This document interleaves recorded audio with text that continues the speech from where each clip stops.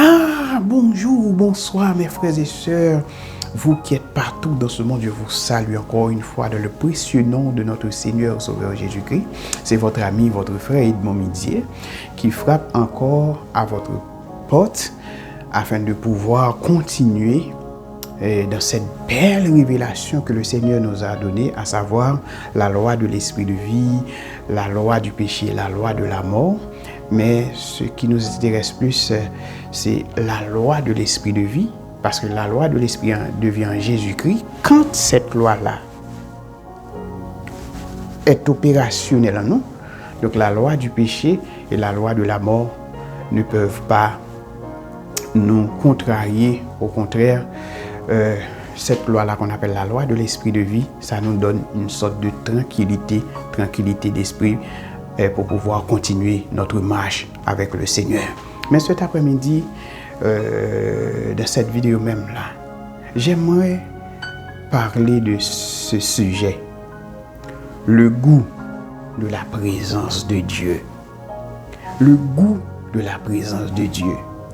On dit le goût se définit comme étant une référence à un sens, à une saveur, à une préférence personnelle ou à une qualité esthétique.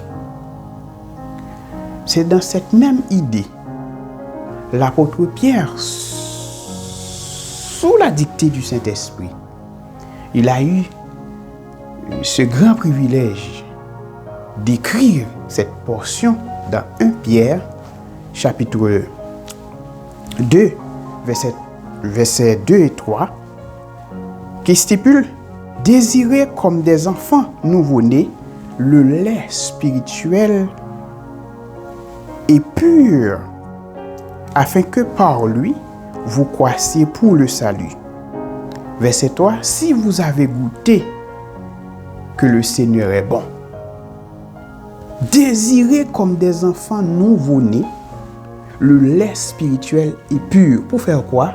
Afin que vous croissiez. Ce lait-là qui est spirituel, quand nous consommons, nous dégustons cette saveur, la Bible dit, vous et moi, nous allons croître pour le salut. Mais c'est si et seulement si, vous et moi, nous avons goûté à la présence de Dieu. Pour désirer ce lait spirituel qui est pur, sans défaut, c'est un lait de qualité, nous devons goûter à la présence de Dieu. Après avoir fait l'expérience de cette saveur-là, de la présence de Dieu, au verset 4, l'apôtre Pierre continue à dire, « Approchez-vous de lui, pierre vivante, rejetée par les hommes, mais choisie et précieuse devant Dieu. » Vous, ou bien nous, qui étions dans les ténèbres, qui vivions dans des choses horribles de ce monde,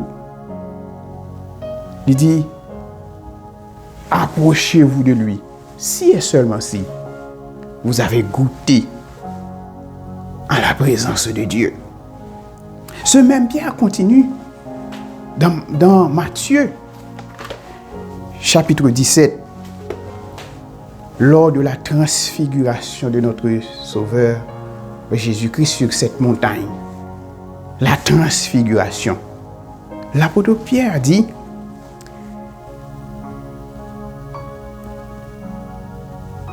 Pierre, prenant la parole, dit à Jésus, « Seigneur, il est bon que nous soyons ici.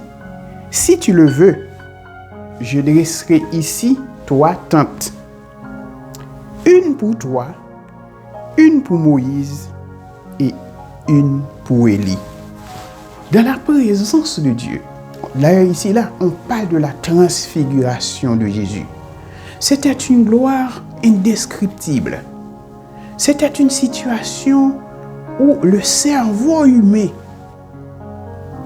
Le cerveau humain ne peut pas en réalité donner une vraie définition. C'est comme si on parle de la Shekinah de Dieu, la présence glorieuse de Dieu. Et dans cette présence-là, l'apôtre Pierre ne pouvait pas rester de manière statique. Il fallait qu'il dise quelque chose. Et la chose qu'il trouvait à dire, c'est de dire qu'il est bon que nous soyons dans cette présence-là, en ce moment même, lors de cette transfiguration. Mes frères et sœurs, le goût de la présence de Dieu, expérimenter la présence de Dieu, c'est ce qui peut nous garder en vie, à être chrétien, pas seulement pour un jour, une semaine, un mois ou une année. Ce lait spirituel-là, la présence de Dieu, ou bien la Shekinah de Dieu, quand ça vit dans la vie d'une personne, quand cette présence-là est opérationnelle dans la vie d'une personne, que la personne soit dans une richesse extraordinaire ou qu'il soit dans une situation contraire à la richesse comme la pauvreté, la misère, etc. Dans n'importe quelle situation que vous et moi, nous pouvons nous retrouver dès que la présence de Dieu en nous, les choses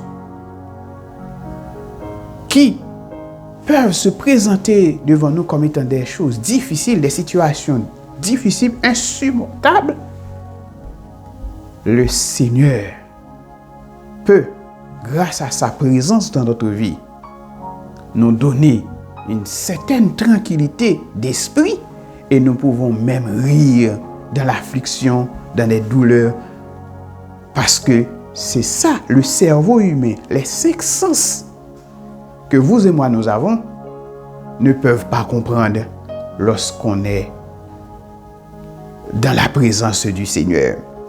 Et dans Luc chapitre 24, Jésus sur le chemin d'Emmaüs, avec ces 2 hommes-là sur le chemin d'Emmaüs, au verset, la Bible dit, après la crucifixion de notre Seigneur Sauveur Jésus-Christ, ces 2 disciples-là, ils étaient tristes. Ils étaient tristes. Parce que l'homme qui venait donner un sens à leur vie, l'homme qui vient de donner, comme je dis, une vraie signification à leur existence, c'est comme si tout était arrêté.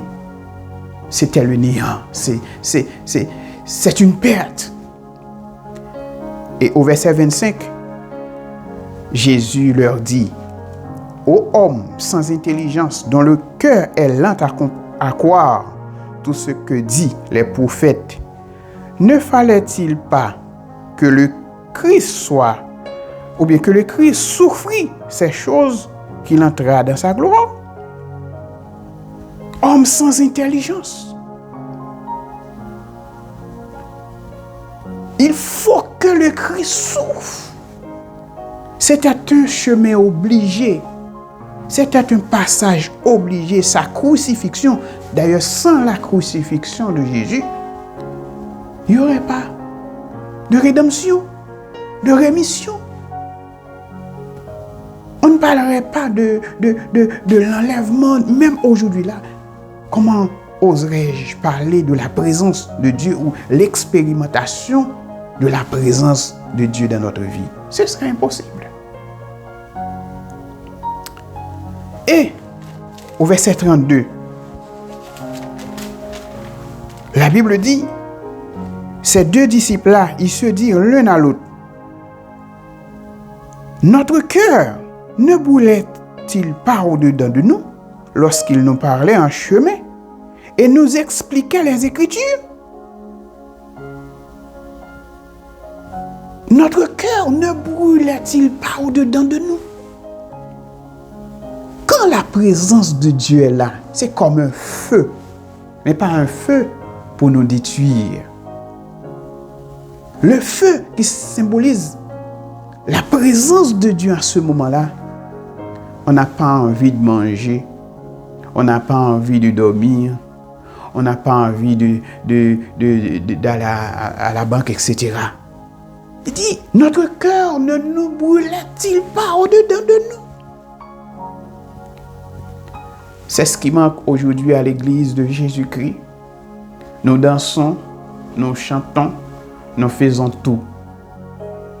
Mais l'élément essentiel qui peut nous permettre de résister dans les jours difficiles, dans les moments difficiles, beaucoup d'entre nous, malheureusement, mettre ça de côté depuis longtemps.